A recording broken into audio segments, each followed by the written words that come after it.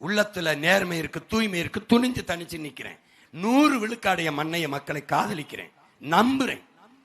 தன்னையும் நம்பாம மக்களை நம்பாதவன் தான் 2 தொகுதியில் போய் போட்டிடுவான். ஆனா வசனம் பேசுறது, நான் மாஸ், நான் பிளாஸ்ட், நான் உச்சம். என்ன எச்சம்? என்னடா பெரிய ஹீரோனா தனிச்சு நிக்கணும்டா, ஒரே தொகுதியில் நிக்கணும்டா, கான்பிடன்ட் வேணும்டா. நம்பிக்கையோடு இருங்க, நம்ம வெல்லுவோம் அப்படின்னு. உனக்கே நம்பிக்கை இல்லை, எதுக்கு 2 தொகுதியில் போய் நிக்கிற? டேய் 2 முறை நின்று தோத்துருக்கேன்டா நானு. ஆனாலும் 3வது முறை என் காரைக்குடியில் போய் தனிச்சு நிக்கிறேன் ஒரே இடத்துல. என் பிள்ளைகள்லாம் கூப்பிட்டான், திருவொற்றியூரில் நிப்போ 2 போடுவான் அப்படின்னு. என் கோட்பாட்டுக்கு எதிர்.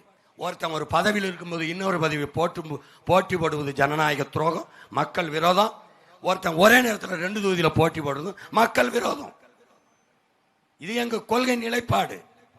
நாங்க தோற்றோம், வரலாற்றில் எங்களவுக்கு வேணும் தோற்க முடியாத அளவுக்கு தோற்றம். யாருக்கிட்ட? எங்க ஆத்தாட்ட, என் அப்பன்ட்ட, என் மாமன்ட்ட, என் மச்சனன்ட்ட பெருமையா இருக்குடா. என்னை தோக்கடித்தவன் என் தாய் தந்தையர் தான்.